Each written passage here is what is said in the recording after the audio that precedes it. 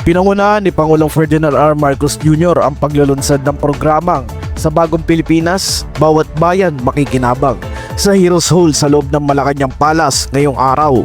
Sa kanyang talumpati, tiniyak ng Pangulo na walang magiging middleman sa pagpapatupad ng Local Government Support Fund o LGSF.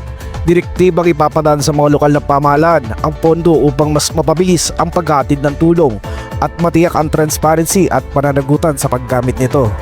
Sa ilalim ng 2026 General Appropriation Act, ilalaan ang 57,872 billion pesos para sa LGSF. Ito ang pinakamalaki sa kasaysayan. Bahagi nito ang pondo para sa financial assistance to LGUs, Growth Equality Fund, Support to the Barangay Development Program, SBDP, NTFF, LCAC at Support and Assistance Fund to Participatory Budgeting. Binigyan din ng Pangulo na layunin ng programa na maisalin ang katatagan ng pambansang ekonomiya tungo sa tunay na seguridad ng bawat pamilyang Pilipino, kabilang ang rice distribution program para sa mga kwalipikadong benepisyaryo.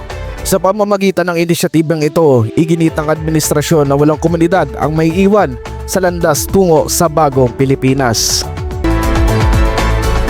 Eric Santos, Action Tabloid.